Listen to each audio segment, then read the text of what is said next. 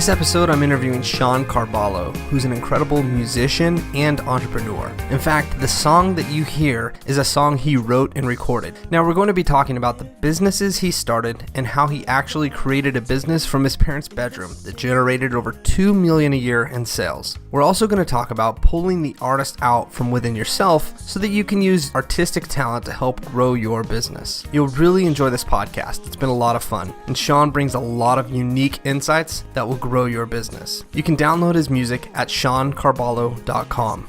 Enjoy. What business school did you go to?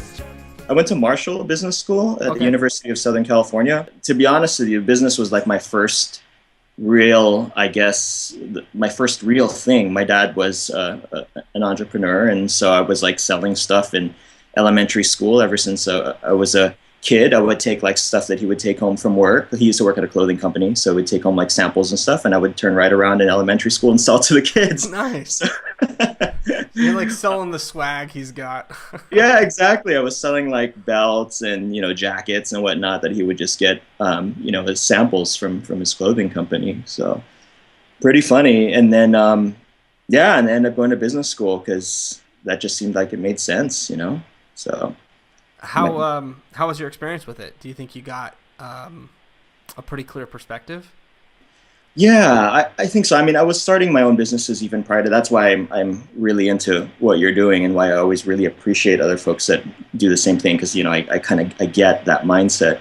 I started businesses even prior to college. I had, remember when the 1-800 number or 1-900 numbers were big back in the day where you would call in for like horoscopes and you would call in for, that type of stuff. So I got into that for a little bit. And then when I was 20, I got into web development when when the web really was starting to open up. This is back in 97 or so.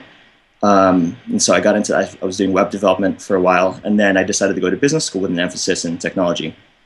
And I thought it helped out immensely. I mean, it was extremely hard because it was just really competitive, but I gained like 10 pounds, stuck through it, graduated with pretty good grades, and I ended up working for Intel as a web developer. That's a pretty good gig.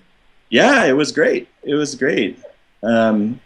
So I worked for Intel for 2 years doing web development and really got to see what huge B2B e-commerce systems looked like and the guts that ran underneath it, Huh. So it was pretty cool.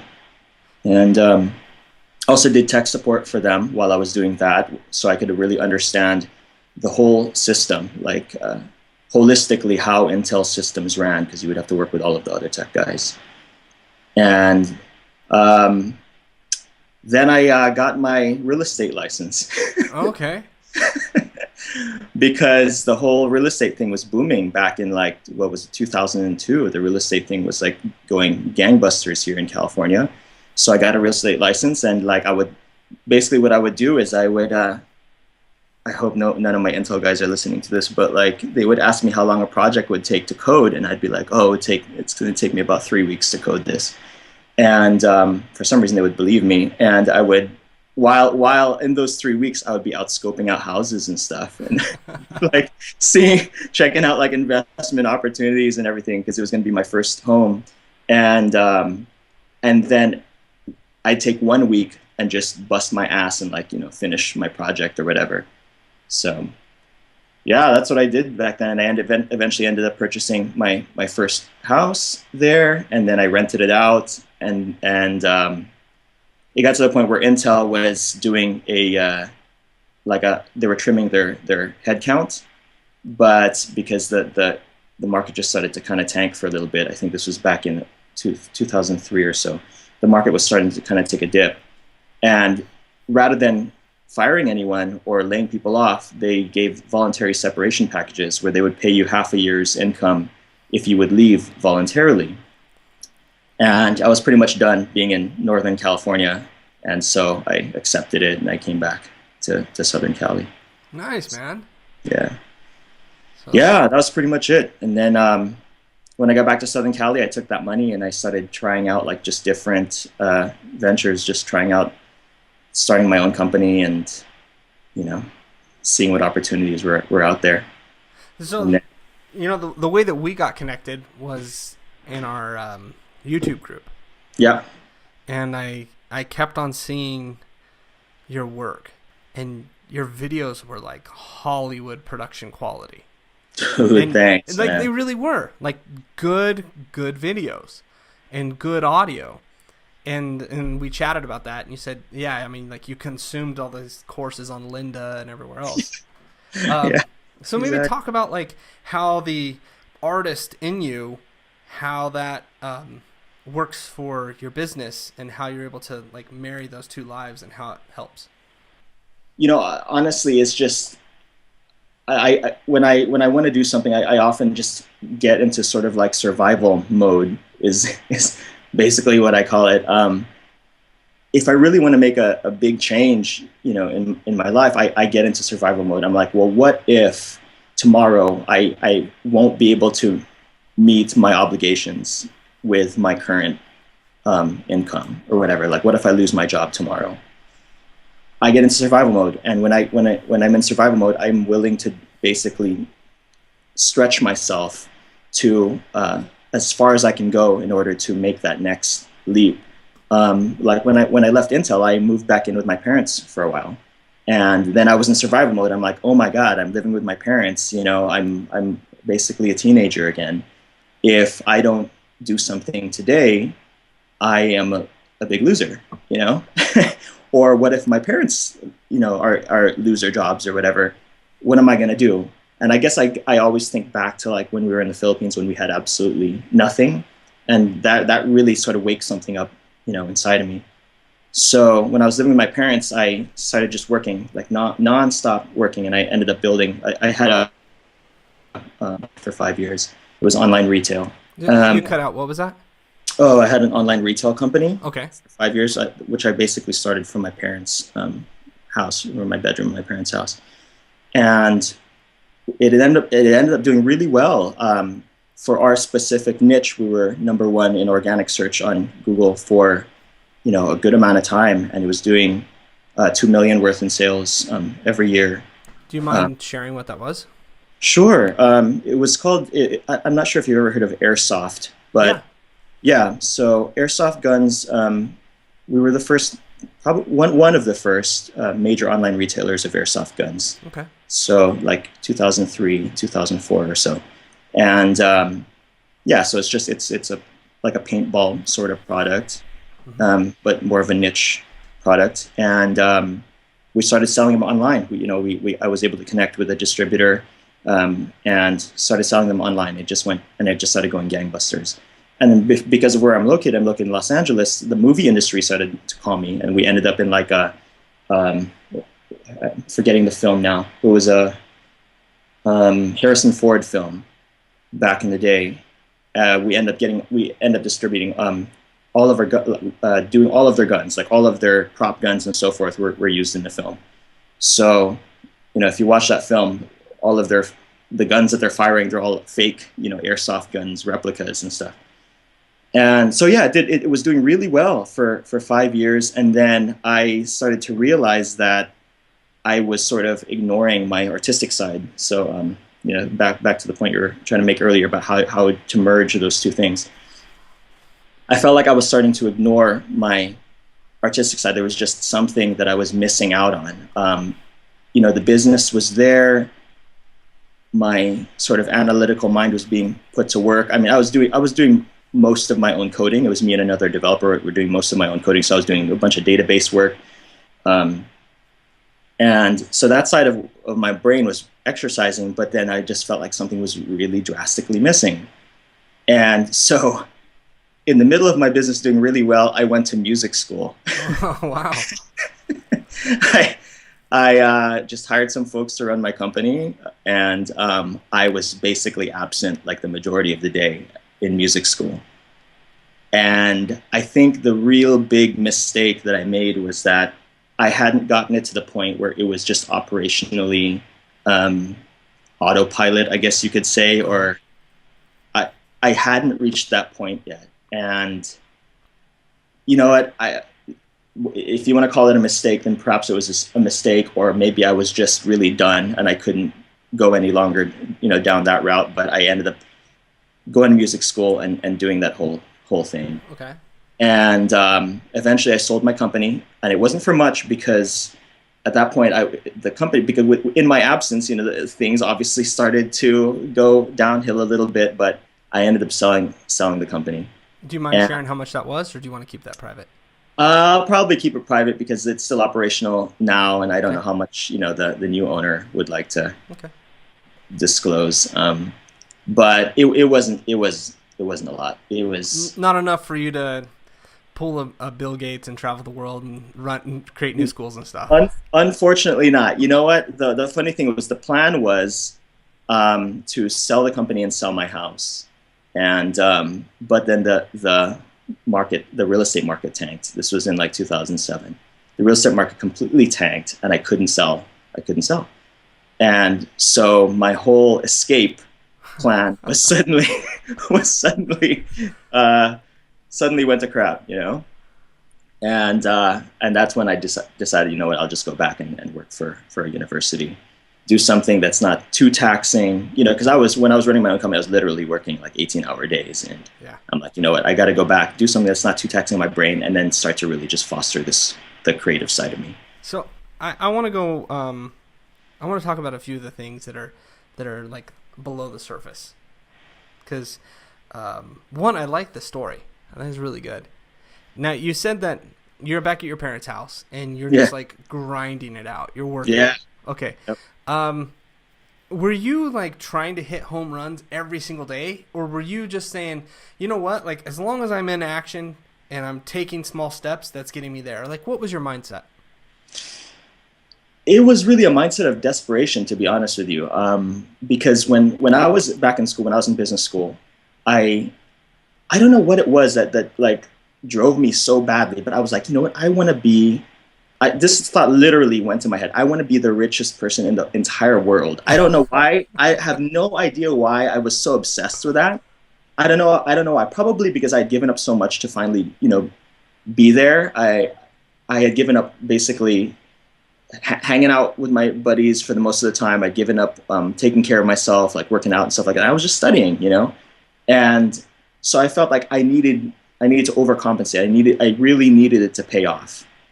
And when I graduated college, okay, I got a good job, but I wasn't the richest person in the world. So I felt like I really just needed to sort of live up to a lot of my expectations. And then now I was back at my parents' house, which was the polar opposite of the goals I set up for myself.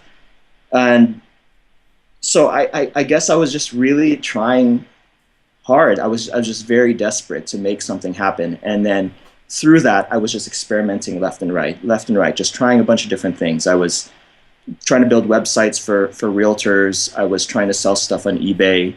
I was trying to sell remote control cars. I was just trying everything that I could. And then finally, in all of that digging, I found this little niche, but I had probably failed like 1,000 times. And then finally. Okay. Yeah. So were you afraid of failure, or was failure just like, was that just, you know what, it's not failure, this is just another step in the process? Yeah, that's pretty much. If it was one thing that I learned from that whole process, it was that whole Thomas Edison, quote about, he hadn't failed 1,000 times. He had just found 1,000 different ways that wouldn't work, so that he could get closer to the step that finally would work. Okay. If there was anything that I learned from that whole process, that was exactly it. I'm gonna fail 1,000 times, but that 1,001st time, I'm gonna strike gold. And that's kind of the way that I look at it with my music as well. I made really shitty music in the beginning, and I feel like I've grown so much in that time. But every time I find another artist that's better than me in some way or another, I am so frustrated.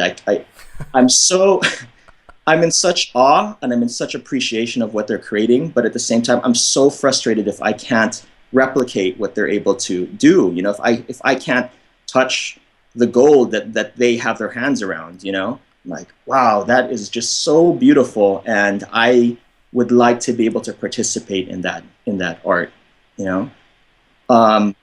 And I just went through that this past week. I'm like, oh my God, that artist, his guitar tone is fantastic. It's beautiful. How do I get that? And so I'm just trying a bunch of different things. You know, I have my amp in my closet. I'm tweaking stuff. I'm just over and over again trying just a bunch of different things. And then, you know, finally in the 100th and first time or whatever, I'm able to finally just dial it in. And, you know, after about a week of trying different stuff and researching and stuff like that. And I think I finally dialed in the guitar tone I was looking for. Really? Yeah. So what's the drive? Like, why? I see so many people that say they want an awesome business or they want to do their art, but there's the disconnect because they don't actually do. Right. So, like, why are you doing? Like, what's causing you to, you know, stay up and, you know, keep, you know, burn the midnight oil or get up early before things? Like, what is it? Yeah, I mean, that's a great question. I struggle with that daily because I could easily just, you know, continue to aspire and never take any steps. And it's easy enough for me to just to hang out at my job right now. You know, I earn a decent income for what I do. I could just continue doing what I do. But I think it's just, I think all of us just want to grow. You know what I mean? I think we're never satisfied. We're never fully satisfied. When we say we're satisfied, I think we're actually settling. But I think it's just in our nature as people to just continue to aspire and grow, and not because we feel like we're not good enough necessarily. I think it goes deeper than that. I think it's just our nature to just want to be more. I don't think it's necessarily a bad thing. I think it's what drives us as people, and what, you know, why the universe continues to expand, you know, is because we want to achieve and be more than we are. And I think that not doing that, not taking those little steps, is just sort of a disservice both to myself and just a disservice to the world, to be honest with you, because we were given this amazing capacity to create. And so that's what we should do. And even if it's in incremental steps, today, all I'm going to do is upload one song. That's all I'm going to do today. I'm just going to upload one song to the music libraries or whatever. And if I can do that, that's more than yesterday, you know? Okay. So. I'm trying to think, how do you convince a person to do that, to take that action? Because, you know what I mean? Like, for me, I can get down that rabbit hole. Like, when I'm creating videos or music or certain work projects, like, time stands still, and, like, I forget to eat food. I just, right. You know what I mean? Totally. But then, like, there's other times where it's like 5 minutes feels like an entire day. Yeah. So I'm trying to think, like, I took a few notes, and I guess I'm trying to get behind, like, the why. Like, why you do that, and then, like, that music, like, the art inside of you and the business inside of you, like, what's causing you to like, just be uncomfortable and move forward with that? Yeah. Yep. I don't know if you listen to a lot of Anthony Robbins or not, but I sometimes just try to listen to him just to fire me up. And one thing that he always says is that is exactly what you're saying, is that if there's no motivation, then you can't force yourself to do something without that motivation. So you actually have to create the motivation first before you can achieve any particular, you know, action. So I try when I can to just create the motivation in myself, and, you know, it's be a combination of both reward and fear. So the fear is that, okay, what if I am so tired of my job today that I can't go on with it anymore? You know, like, let's say I get let go, or I don't know, I'm just incapable of doing it anymore because I'm so sick of it. And the reason why I think that is because I know I got that way with my company. I couldn't go another day with it. I was done. That's why I just sold it. I felt like I had hit a wall, and, you know, it needed to be in somebody else's hands. So I think about that. I'm like, I put myself back in that space. I'm like, you know, if I can't go another day, I have to be able to do something. Yeah, and I have to be able to do it now. I got to do it quick, because that day could come. So that's sort of the fear portion of me. Okay. And then I also motivate. It's, I guess, a carrot and a stick, if you wanna use that term. So that's the stick. I beat myself saying, hey, if you don't do it, you may not have anything tomorrow. You may be completely useless tomorrow. The carrot is, okay, so I've reached this point. I'm glad I've reached this point. I'm grateful for everything that I have, of course. It's more than I had yesterday, but there's so much more out there. There is so much more. I want to be an amazing artist. I want to be on par with other artists who have, quote, made it. I want to be able to associate with them. I want to be in that circle. I want to meet them, and I guess that's the carrot piece. Like, here's your reward if you can continue to work. So both of those, the fear and the reward, is what I use as my motivation. And then I'm able to wake up in the morning, have my coffee, and be like, okay, what small thing can I do today to be more than yesterday, Oh, I like the way you look at that, the small thing. Yeah. That's a good way to look at it. Because I think so many times it's easy to finally catch a vision and then see like this big, grandiose thing that you want to accomplish. Right. And then feel like you have to do it all at once. Yes, I agree. And that gets overwhelming. And I found for myself that it creates burnout. Yes. So I like the way you're looking at that. Let's talk about your art and your music and your videos. And by the way, we'll put a link in the description because I want everyone to check out your stuff. Thanks. So they definitely need to. But you keep on track of consistently putting out videos and songs. Tell us about that. And do you feel music and second question, do you feel music inside of you that just needs to come out? Yeah, Okay. Yeah, definitely. So let's talk. What's the system or the process that you do for consistently bringing that music outside of you? Yeah. So like you said, if I even didn't see any goals, let's say, if I didn't see a reward at the end of the tunnel, the reward is creating the music to me anyway. The potential gains is just another incentive, I guess. But I love to create. I love to make music. It gives me such an emotional high, an intellectual high. I guess from the way that I look at it, it's like I feel something, inside of me, that I feel this inspiration, and I want to be able to share it with other people. And the only way that I can share it is through music, because it's indescribable in words. So, and I have this way that I view the world. I think all of us have little sort of insights on the world every day, and I can't necessarily express it as well in conversation. I have to express it in some art form because there's something to that insight that's indescribable in words. I guess if you look at nature, for instance, you can talk about a tree as much as you can, but you're not really going to be able to express it in a way that art would be able to express that tree, either through photography, through a painting, through music. And that's what I get through music. And so that's how I'm able to create. And your second question is, how do I take the steps every day? Yeah, what is the system, the process is for doing that? Yeah. So I guess it depends on what I'm making. If I'm making a cover song, then it probably stems from appreciating another artist, what they've been able to accomplish, and then trying in some way to emulate it and put my own spin on it.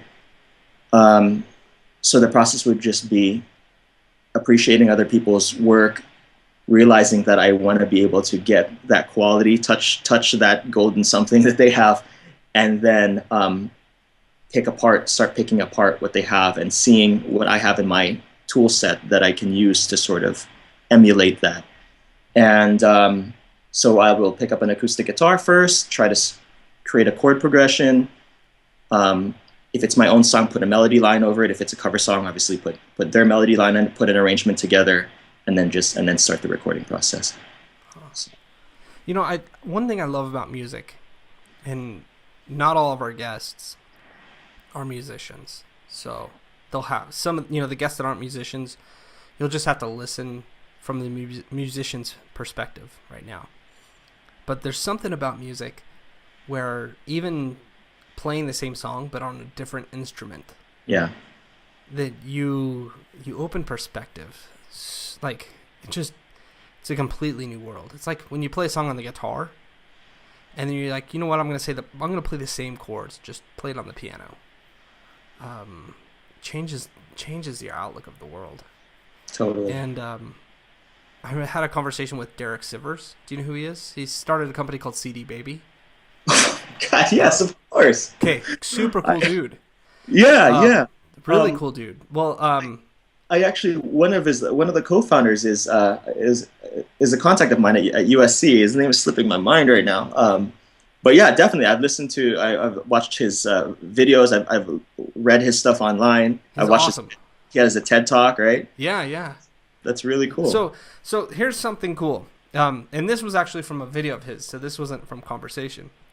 But he said when he was in music school, he had an instructor that would have him go through and he'd play a song and then the instructor would say, okay, now I want you to play the same song, but I want you to do it in double time.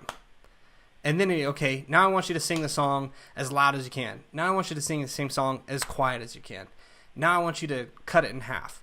And he went through it and he realized that he was playing the same song the whole time, but he was doing it differently. And I think so many times it's easy to get caught up in business and in life with saying this is the way it should be. Yeah.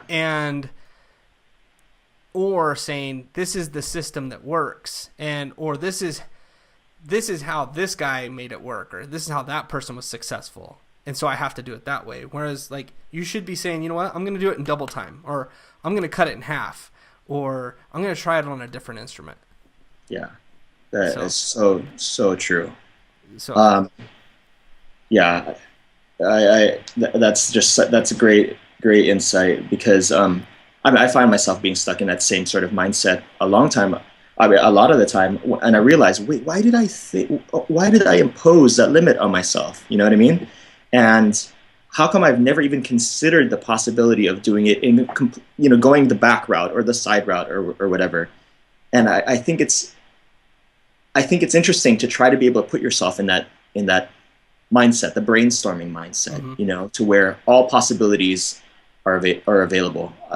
I think that's an exercise in itself. I think. But there's something to be said also with limitations. Who was it? I was lucky and I saw a documentary about Kurt Cobain and their big album. So Nevermind. They had put out Bleach and a couple other albums, but Nevermind was this album that they got into. I think they were in Sound City where they recorded it, and he's there, and I think it's called Under the Bridge, and no, Something in the Way, that's what it was, and he's playing this acoustic, and it was on a piece of crap like acoustic guitar, and I think it was missing a string, and the engineer heard Kurt playing it, and he like told everyone to be quiet, and they didn't even go into like the booth. Like he just brought the microphones in while Kurt was on the couch playing. And like Kurt was like constrained to like not even a fully functional guitar. Yet like pulled something so incredible out of him. Whereas like you see some musicians nowadays that have like the unlimited amount of tools and they still can't pull anything out. Yeah. I don't know why we went off on that tangent, but it's kind of, it's important for people to realize that, yes, there are systems, but at the same time, like there's different beats, different rhythms to the systems. Yeah. And back to the no shortcuts thing. Yeah. And the whole failure thing. Trying out every sort of combination, permutation, or whatever there is out there takes a lot of failure, obviously, because there are infinite possibilities of how I can go about solving this one problem, but not all of them are going to work. Let's be honest. But sometimes you got to try all of them in order to find that one that is just a gem. Yeah. So. Do you ever listen to your early recordings or watch your early videos? Yeah, What do you yeah. think of them? Do you like them or do you think they're crap? Some I'm like amazed by the fact that I have been playing for such a short period of time and I was able to actually dial in into something. Uh-huh. Some of those I'm amazed. I'm like, oh my gosh, like I barely knew. That's probably the only song I could play at that time, and it actually came out okay, you know. Yeah. And if you asked me to play anything else, it probably sounded like complete crap. So some I'm like that, and some are just cringeworthy. I'm like, oh my gosh, I hope that disappears off of the face of the planet, you know. But So but at the time you thought it was good, right? of course, I always think I'm good. That's the problem. Maybe that's a problem, and that's also an asset, I guess, Yeah, because I I agree with you on that. I I think there's something about that to be said in life. When you're constantly working at that time, you're like, that's my baby. I'm proud of it. right, exactly. But and you are, and it's the best at that time. But then you Yes. look back and you're like, wow, man, I hope no one finds that track. Like I've got some albums and I'm like, dude, I hope those never get found. Right. Exactly, exactly. And I think part of it is that at the time you appreciate that you've been able to get to that point. Uh-huh. Like, wow, just 2 weeks ago I couldn't even, do X, Y, and Z, and now I have this, and that's amazing. And so you think you're great, and aside from that, I think you also see your own potential. Like, okay, I was able to get this far, and I see that I'm able to get, even further. But when people listen to your work at any stage of the game, they only hear what you have on the table. They don't see your potential, Yeah. So I think sometimes maybe you see more in your own work than other people. You see the vision, and other people don't see that vision yet. Definitely. Do you think that every musician or every business person should become an artist? I think in some way, And I don't mean music artist, but I mean like artist itself. yes. I think in some way. I was listening to a talk by, um, it was a design firm, and I'm slipping my mind right now which one, but it's a very, very successful design firm. And they have these brainstorming meetings that they do when they're trying to tackle a problem. And one of their exercises is they have a sheet of paper with a bunch of circles all over the piece of paper. Just, the paper's filled with circles. And they give it to each person. Stop me if you've heard this No, I exercise. haven't. But they have each person on that brainstorming team create as many things as they can out of those circles as possible within, let's say, 2 minutes or whatever. And they try to see how creative and how off the wall each person can get. And really, it's just a brainstorming exercise. It's just to see how some people will do nothing but create, let's say, different balls, like soccer ball, tennis ball, blah, blah, blah. Whereas other people will start blending the circles to create other objects that we never even thought possible, when you see a sheet of paper with circles. So the whole point of the exercise is to express what you said earlier, that there is no wrong answer when you're in the brainstorming phase. You have to try, every single possibility. And that's how he gets people to open up when they're approaching a design project. And so in that sense, yes, I think that business people need to be very creative, have to exercise that brainstorming muscle, have to fail a bunch of times in order to find that one, that one system that works. I love that about the new startup culture. Yeah. I mean, those guys, the language is getting overused, like, pivot or whatever. But, like, it's so true to constantly push yourself to deliver. Whereas 5 years ago, the norm was we have this project and we'll work for a long time and we'll update it twice a year, once a year. Whereas now it's like very incrementally and there's always iterations to it. And I think business is moving at that. It's moving at a faster speed where it has to be that way. Yeah, for sure. Yeah, constant improvements. Yeah. Man, this is good. Do you have any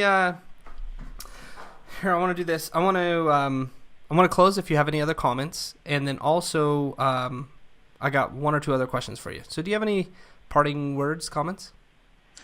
I'm very appreciative of this, by the way. I often think of business and creativity and music as two different sort of parts, but in reality, as you've illustrated, they are definitely one of the same. They can be completely complementary to each other. And so having a conversation like this reminds me of that, that they are not opposing things, that they can actually coexist, and they probably should, because in order to approach a problem rather, you need that creative mindset in order to open yourself up to different possibilities. And then also as an artist, if you want to if it's not just a hobby, if you actually want to take it to a different level, you need to have that sort of strategic, disciplined mindset in order to move forward. There was one thing that I wanted to talk about, but I think it's slipping my mind right now. So That's fine.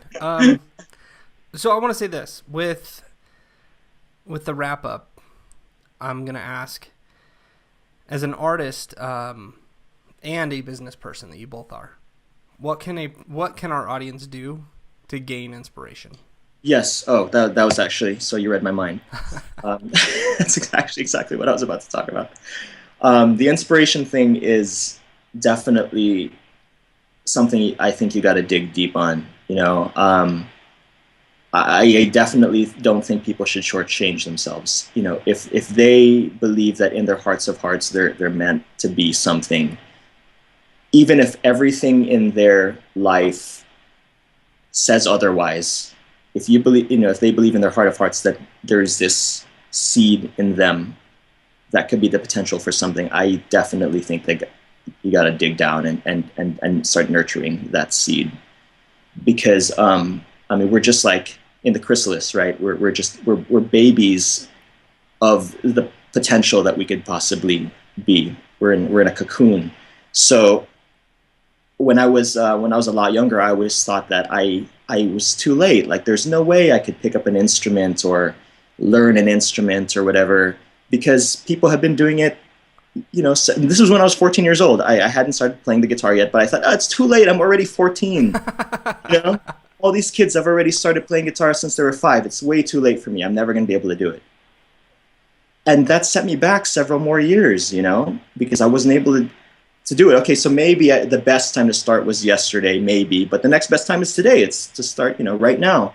And I don't think I gave myself the potential at that point, because I second guessed that, that thing in my heart of hearts. I believe that, okay, this is what I'm passionate about.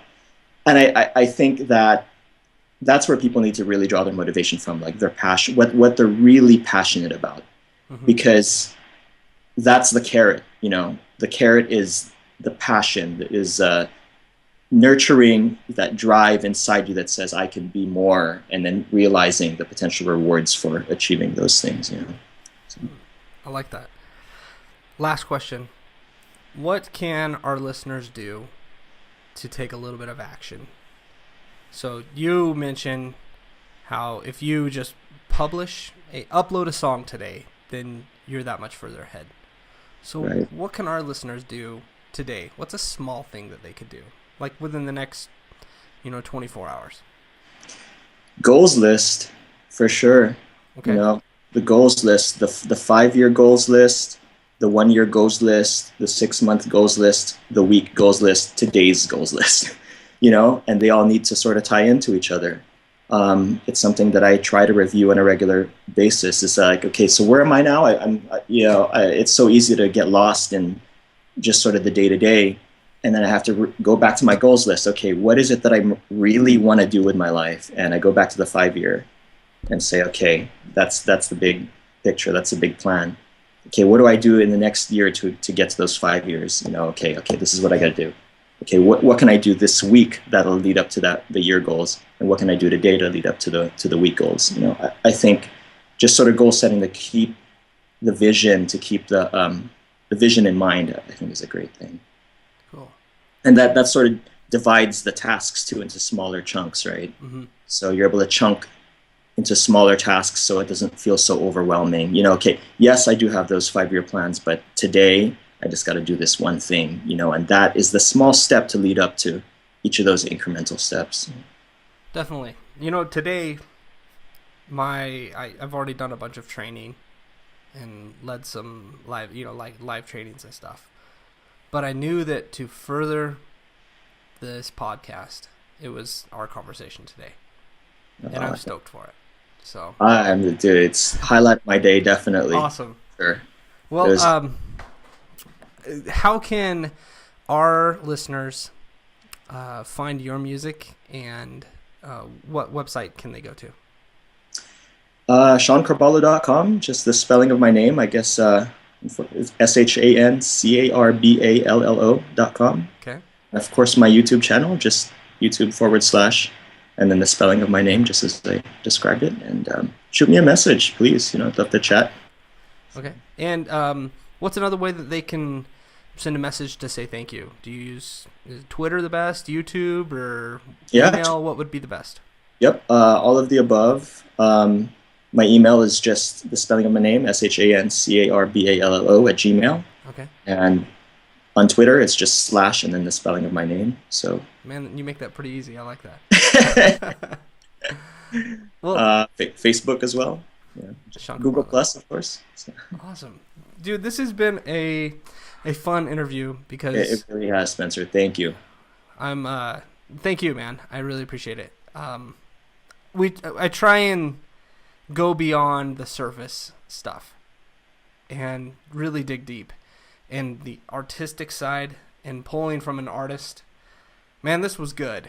So all of our listeners, send Shan thanks, and go to his Twitter, email, Facebook, or YouTube, or his website to send him thanks, and also download his music. It's really good. Really good. His videos are amazing. So thank you so much, man. Thanks so much, Spencer. I really appreciate it, man. Definitely.